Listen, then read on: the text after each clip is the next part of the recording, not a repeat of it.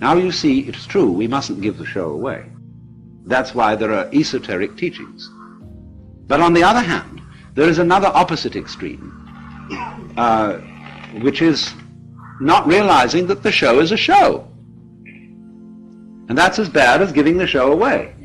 So you have always, when you are in the theater, say you go to the movies, and you go to see some great horror movie, you know, awful thing. Well, why does one do it? You want a thrill. And the whole of the universe wants a thrill. That's what it's all about. Otherwise it would be boring. But when you go to the movie, you know in your heart of hearts that it's only a movie.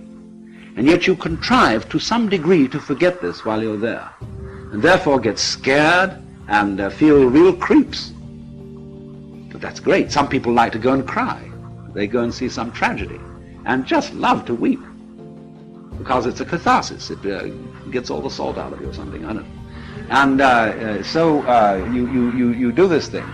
And it is, we can say it's vicarious. Yeah. But that is the spirit of showmanship, of play. So one might say then that it is possible in this life to attain a sort of metaphysical courage in which you know, really know deep within that the most harrowing experiences that physical existence can offer are a show. Now this is the what you might call ultimate nerve. And for example, when the samurai in Japan studied Zen, that's what they wanted to get from it. They wanted to get ultimate nerve, so that absolutely nothing would faze them. So there is a poem which says, "Under the sword lifted high, there is hell making you tremble. But go ahead, and there is the land of bliss." Don't hesitate, see? Don't be blocked. Don't be phased, nonplussed by the illusion.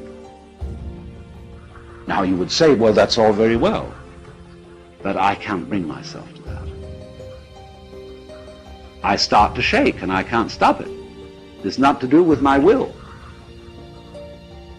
And no amount of gritting my teeth, clenching my muscles, exercising my willpower can get rid of the shakes when I am really scared. That's true. But you must remember that the secret to all this is not to be afraid of fear. When you can really allow yourself to be afraid, and you don't resist the experience of fear, you are truly beginning to master fear. But when you refuse to be afraid, you are resisting fear. And that simply sets up a vicious circle of being afraid of fear and being afraid of being afraid of fear, and so on. And that's what we call worry. Worry is simply a chronic condition. And people who worry are going to worry no matter what happens. Because when one possible threat is exterminated, they will immediately discover another. Because worry is an infinitely skinned onion. And you can go on and on and on, because the moment you see, you reduce the size of the onion and you get your worry down to about this, suddenly your whole sense of distance and size changes. And because you're looking so intently at this little onion, it fills your whole field of vision and is once again a big onion. See? You start peeling that down. But as you get another little one about this size, then it enlarges itself in your judgment and your sense of values. And once more it's colossal. Now that's always going on. So if you are disposed to worry, there is always plenty to worry about. You make plenty of money and you have no troubles about that, then you start wondering if you're going to get a disease. And the doctor says, no, it's all right, you've nothing wrong with you. Then you wonder if you're going to get into an accident. And then you take precautions, and then you wonder if there's going to be a political revolution, etc. whether your house is going to be robbed. There's always something. So it is really, this kind of worrying is a completely useless pursuit. And yet we feel a little guilty if we don't do it. Because it's somehow put into us that a proper amount of worrying is showing a good sense of responsibility. You're concerned. And Paul Tillich used this word concern in a special way. And Quakers always use the word concern. And all people, you might say, who are socially conscious are concerned. So when we say, I'm concerned, it means I have a frown on my face. And I'm worried about you, about the nation, about the war, so on, concerned. And Tillich said, religion is ultimate concern. I am concerned about the universe. And he used this wonderful decontaminated word for God, which he got from Eckhart, the ground of being. See, God still has whiskers on it, but the ground of being doesn't, obviously. And so ultimate concern is to be concerned about the ground of being. Well, now, I don't think I'm not sure about Tillich. I knew him, and he was a very wonderful man. But what I call concern, in the way I would want to interpret it, instead of this sort of frown, is something more like amazement. In other words, that existence is extremely peculiar. I can't explain this feeling because I don't know quite how to ask a question about existence so that I could be said to be wondering about it in some sort of clear-thinking way.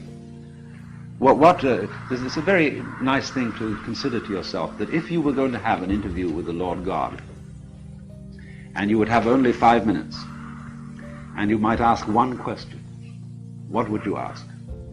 And you've got plenty of time to think this over in advance. And you realize, question after question, say, no, that's not really the thing I want to get at. It's not that. Like, do you exist? God would say, well, of course. Yes, here I am. Am I having a hallucination? He said, no. Well, how can I be sure that this isn't a hallucination, you see? And then you reject all that sort of question. And when you finally come down to it, you don't know what to ask. There is a sort of question in your mind, not so much a question as a questioning. A feeling of, it's all unbelievable. It's amazing. I wonder at it, I marvel at it. It is a miracle that there is anything. But it's like a friend of mine who went to a Zen master. He got an interview after a good deal of trouble, an interpreter. And he sat down and said, you know, now I'm here, I don't know what to ask. I just feel like laughing. And Zen master said, well, let's laugh. And they just broke up. So,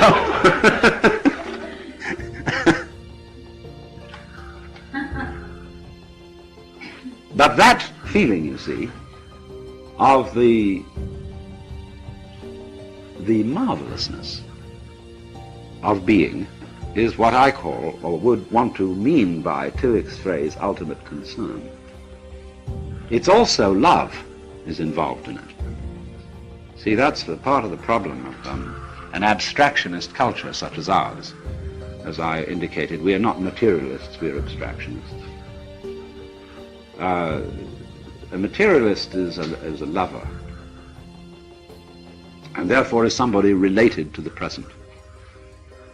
Because you see, you can't love except in the present. When you have under your hands a piece of wood, and you say, my, hasn't that a gorgeous grain, you know, and you fondle it. If it moves, fondle it. And you run over this and think, hey, isn't that gorgeous, you see? Well, you're loving it. It may be that it's an apple in your hand, and you say, I love you so much I could eat you. And you eat it, and you relish it. That's loving in a special way. So concern and love, and there are many forms of love. There's a whole spectrum of different kinds of love, which runs from the red of libido to the violet of divine charity. But all of them are equally important because, as you know, you can't have the violet end without the red end, and vice versa.